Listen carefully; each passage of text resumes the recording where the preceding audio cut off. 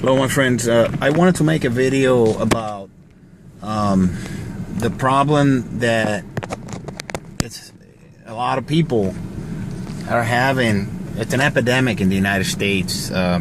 It's prescription medication overdose, prescription pill overdose in the United States. It has become the number one cause of accidental overdose, quote unquote accidental. And I'll explain you what I say, quote unquote. And it's also the major reason behind the rebirth of heroin addiction in the United States.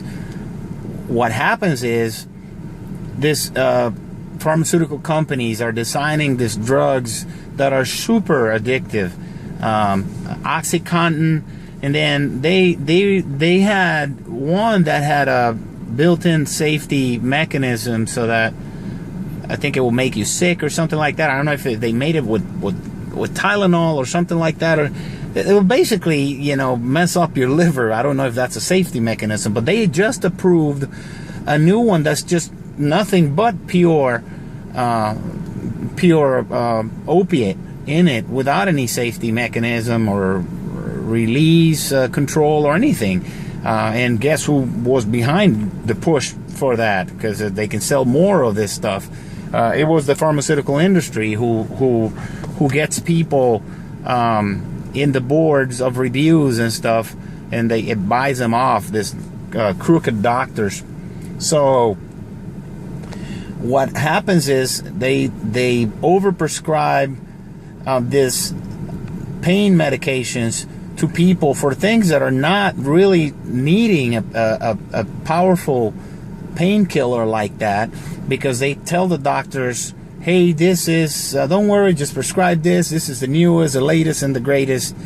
And then, you know, here they are, people getting addicted, ferociously addicted to these things, because they're designed to, with their addiction hooks in them, with the chemical hooks on them. Now, there's new research that states that that addiction, most of the addiction that happens because of the environment that the people who are taking these medicines or street drugs are in.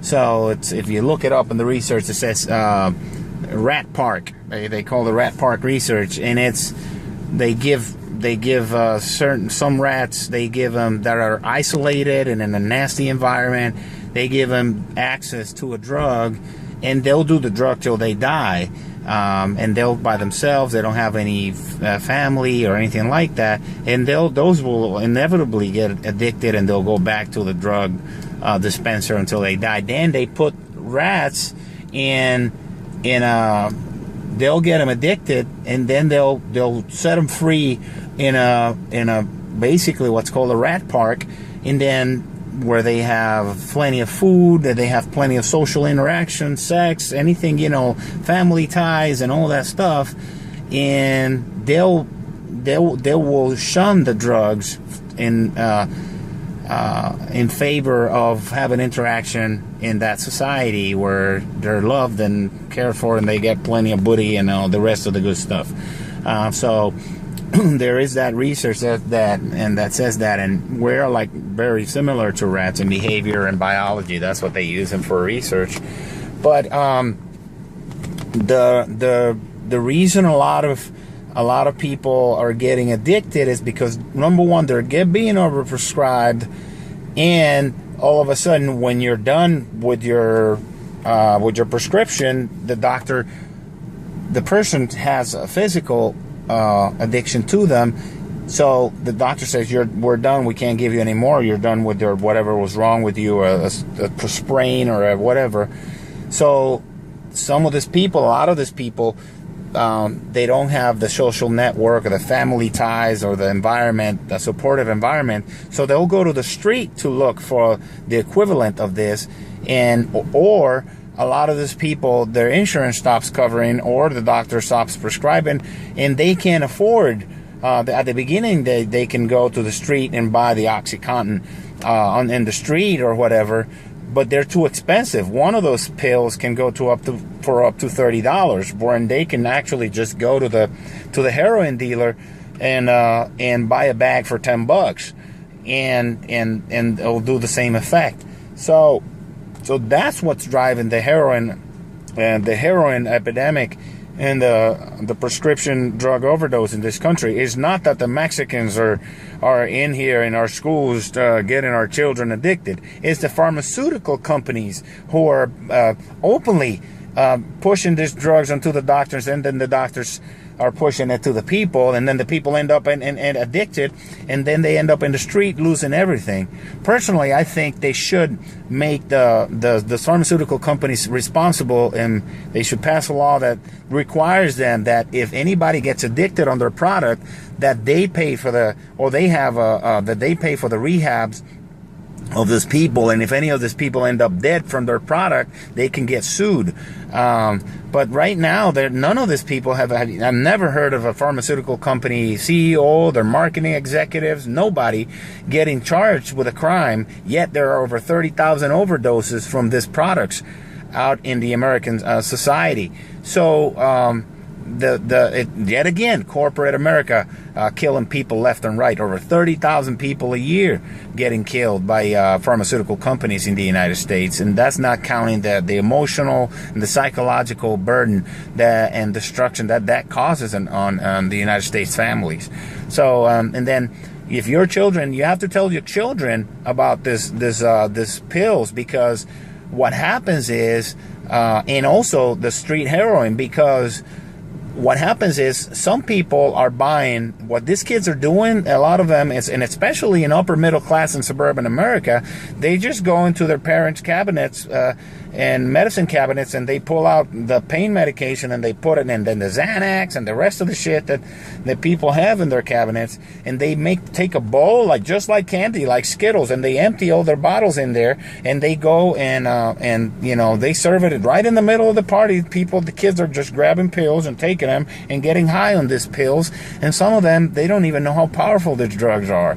So you have to be very careful how you secure this medicine. Don't just leave it out like that. If you're taking this medicine and your children are in the house and your teenage kids. So also you need to tell them that, because they're also, cocaine is very prevalent. So sometimes they'll buy a bag of cocaine thinking that, they'll buy a bag of heroin from the same dealer they're buying the cocaine, or the cocaine dealer will just give them the heroin, or the dealer will give them the heroin just to get them hooked on it, so they can have a lifelong customer. And so they'll snort in thinking that they're snorting cocaine. They'll do a line of heroin thinking that they're doing a line of cocaine, and they'll end up dead. Okay, because it goes to the nose, it goes straight to the bloodstream. And if you do the same amount of in a line of cocaine that you do in a line of heroin, you can drop dead right away. So, and you also have to teach the kids the signs of an overdose, of what an overdose does, an opiate overdose does. It will suppress your respiratory system, and then you'll stop breathing. And a lot of these kids, they'll just fall asleep, and they'll puke when they're sleeping, and then they'll choke on their own puke. Basically, they drown in their own vomit. And I know this is rough stuff, but that's what happened. I'm just trying to see if we can save a couple of lives, and tell them not to be scared and to call the paramedics, call the EMT if they see signs of an overdose, somebody get with blue lips or something like that. That means their respiratory system is suppressed. So because a lot of them, they get scared that if they call the police, they're going to get arrested. So they need to take that fear away. Say, no, send the paramedics, because I think somebody's not breathing right, they're turning blue. Just then tell them to send the paramedics only. And they have a product in their ambulances called Narcan, which will bring the person back from an opiate overdose and save the lives of some of this people. It's not just heroin addicts from the streets. Kids are dying from this stuff all the time. So we need to be knowledgeable about how to spot the signs of somebody who's an overdose, or using, if your children are always scratching their face and stuff, and you see them nodding off like that, that's a sign of a person who's under the effects of an opiate. They're high on them. A person who's in pain, the opiate will go seek the pain receptors, and they'll just take the pain away from the person. But a person who's taking it for just to get high, you'll see those signs of nodding and scratching. They'll scratch their legs a lot and their body. It gives a lot of itching. So look for those signs, And I hope your children don't get into this stuff, But if they do, there's help out there, Take care.